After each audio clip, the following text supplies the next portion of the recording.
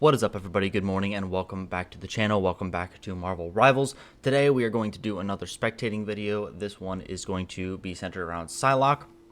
I found this guy on the leaderboard this morning. I believe he's like top 20 or something like that, but he's definitely plays Psylocke in a bit of a different way than I've seen other people play her.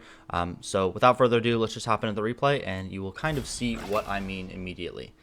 This is a character that I've definitely played myself, and it feels like you always need to be flanking, always need to be, backlining or getting multi-kills on the backline. But this guy plays him a little bit differently, and it's definitely interesting to see, especially when he's on defense, because you don't see a whole lot of Psylocke players play this character on defense. Usually people pick something like Namor or something like that, that's a little bit more like hold heavy, I guess is what you could say. So this guy is actually just kind of, he hits a lot of tanks in this video, or in this replay, and so it was something that I thought was kind of interesting. He adapts really well to what his team needs. So sees there's an Iron Man, absolutely shreds him, and tries to get a little bit of pressure on him, but other than that, just pressuring tanks with his damage. I do see a lot of Psylocke's try a little bit too hard to flank, and they end up just not getting any damage at all, so they get significantly less ults, a lot less damage overall.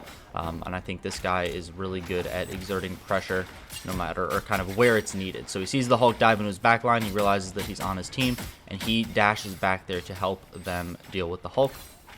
Then he dashes up here to put a little pressure on the Iron Man, and his Hulk actually just comes out of nowhere and bonks the Iron Man too.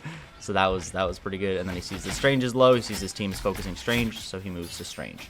So this guy could have just been sitting on the back line trying to kill healers or something like that, but I think it's really cool that he decides to see what his team is looking to accomplish and just assist them with that, because this character does do a lot of damage to tanks, as you'll see in this replay. So very, very important to use this character, however you can. And at this point he's looking for an ult, and something I also like about the way this guy ults is that he will ult for like kind of key targets, but he won't try and be a hero as well. Like he'll ult where it seems appropriate, where he can get most damage, that sort of thing. He'll ult a couple times to single out a healer or single out someone or something like that, but he definitely doesn't get any greedy ults. He'll just, kind of play safe. Again, play on the wings still, and this Iron Man seems to be causing the most trouble for his team, so that's where he switches his focus to Iron Man. Takes him out, and then he can start just dealing with the Star-Lord over here. Star-Lord retreats. And his team is doing pretty well. The enemy team got a little bit of progress on this cart here, and they ported back to the point, so he's just kind of backing up, waiting for his team. But as you can see, Hulk dives in again, and that's causing a major problem for his team, so he decides to help out with Hulk. He actually goes in here to, I think, stall the cart. I think that's what he's looking to do there. He just stalls for like that 1.5 seconds. In ranks like this, I would guess that every second matters. If you can stand on the cart while they're pushing it and just stop it for just a second, that will go well. He sees the Hulk go in here, and again, he backs up a little bit to help out his team, help do that damage. A lot of Psylocke's probably in lower ranks would, I think, just ignore that Hulk. They're like, oh, this target isn't as squishy, I'm not needed. But he's actually able to send the Hulk back into Bruce form and get a double kill on him and Strange. And with no tanks, they're free to just run down the backlines with their own front line. So very, very different style of play than I've seen in other ranks. And this is kind of cool that he makes a little bit of a getaway area, and he like tests it out a little bit. So he breaks that wall and makes sure that he has a way to escape. Sees the Iron Man, and again starts putting a little bit of pressure on him. The enemy team rocket ults, but he kind of baits this Hulk to run after him because his teammates are getting cloak ulted, rocket ulted. His Iron Man's all over the place. And I think because that Hulk was not able to just be with his team, he actually gets a good amount of, they get a good amount of counter pressure here, and they're able to force the enemy team off of the point just a little bit. So this character is definitely good at being annoying. A lot of people will just call out that there's a Psylocke on the side and run you down. So it's good to have an escape plan for sure, but it's also, that's a lot of what this character brings to the table too. It's just being annoying, being on the back line, he's able to look for a flank here. He sees everyone go past this choke. He knows he has that backline access, and that's where he's able to go and kill this cloak and dagger and the rocket. Almost killed the cloak and dagger. Definitely kills the cloak and dagger. And help out his team a little bit. Make sure he gets the stagger on the Bruce. And that was a risky challenge. I probably wouldn't have chowed there with 20 HP, but he's able to get some heals. And at this point, he's just kind of bullying this rocket, keeping him in spawn, which is pretty funny. Make sure that he keeps a little bit of pressure on him so that rocket is stuck in spawn while the team goes forward. Double dashes through the Punisher. If you don't know, Psylocke also recharges her dash when she left clicks, so the more hit markers you're getting with your left click, the more dashes you're going to be able to do. So it does seem like a long cooldown, but you can get it back pretty quickly if you are hitting your shots. So the enemy team's getting a really good push on here. And their cloak and dagger actually commits ult. His team hasn't really done any ults or anything like that yet, so they are getting a little bit rolled right now. But he's just kind of running interference. They're waiting for their time. He's officially built ult, so he can ult for I believe the third time this match, which is more ults than you would normally see. And he ults just because this Strange gets a little bit too close. Unfortunately, he's not able to take him out. And then backs up here just because his team is getting a little bit staggered here. They don't have their Iron Man, and they are just waiting for a little bit more pressure. He is zooming around over here. I have no idea what just happened there. That was... And then he hears the Punisher ult, so he knows that he needs to get backline access. Goes straight for the Punisher, get the cloak. And they just blew one of their main offensive ults, and his team is able to capitalize on that. They're able to... This rocket probably should have just died, actually, because I don't think he was going to get out of there. So now the rocket is dead for another 5 seconds as his team is spawning. He does also create some space when they wipe the enemy team just to see what's going on, and it's good that he did because the Doctor Strange portals, and he's probably able to shout that out on comms, and they're ready for the portal right as it comes in. They're able to land a triple kill here. Rocket falls, Cloak falls, Strange falls, and Punisher falls, so that was very, very good. He probably wouldn't have known that if he hadn't stepped up there a little bit.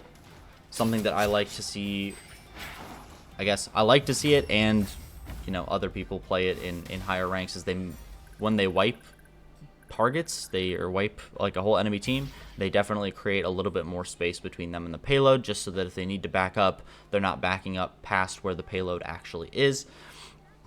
Seems to be a very, very important part of the game, and it's something that I definitely didn't do a whole lot when I played like Overwatch and stuff like that. I would definitely just play point a little bit more, but creating that space, even if you're just to see what the enemy is doing, what they're thinking about doing, or you know, making plays or anything like that, it can definitely give your team some much needed information.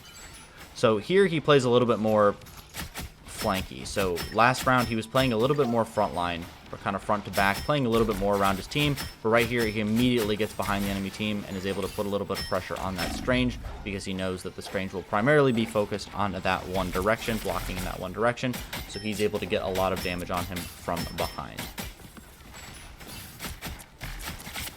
And now again he's playing with his team, playing front to back a little bit more.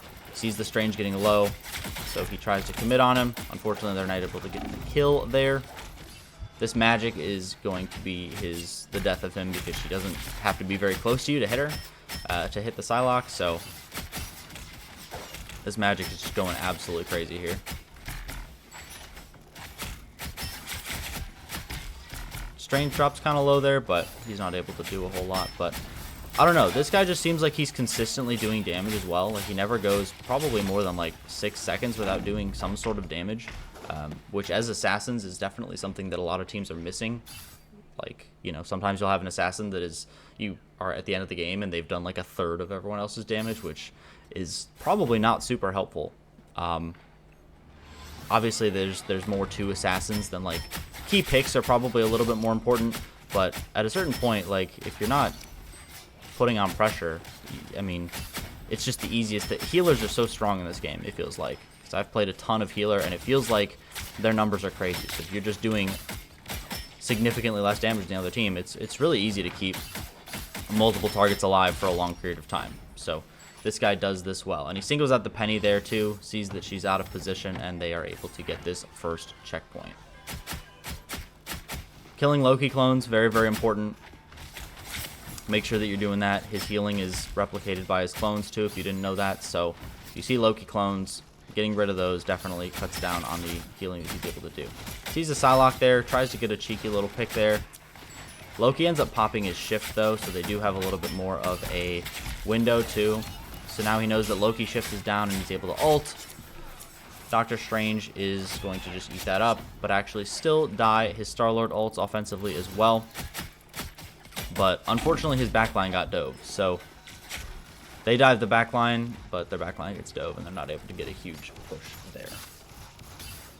Again, I still like how this guy's playing. I think he's doing a good job at realizing what his team needs, what is required in that situation, and doesn't just go for those kind of glory flanks or anything like that. So I like that he's a little bit more of a team player assassin, which you don't get to see a whole lot. Speaking of likes, like the video if you like the video.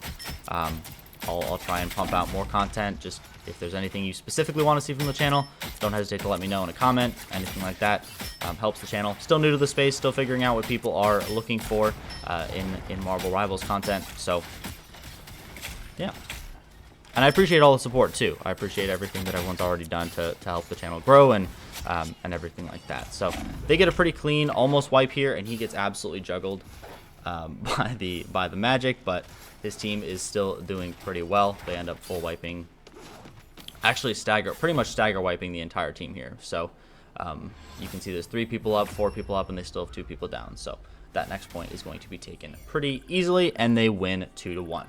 This guy is also on a pretty massive win streak in ranked right now, so he plays a lot of, I think, Mantis and a lot of Psylocke as well. If you want to go check out this guy's replays, you'll be able to see his name coming up on the scoreboard here and in the scoreboard at the beginning of the video. He also does get MVP this game, and as you can see, he does a crap ton of damage. He does 25k on Psylocke pretty much the whole time, which is more than I've seen a lot of people do in most of my ranked games. So very, very good player. He gets 27 kills. 13 of those are final hits as well. So very, very good player. Yeah, well, that's the spectating video for today. If you liked it, like it, and I will catch you guys in the next one. Bye-bye.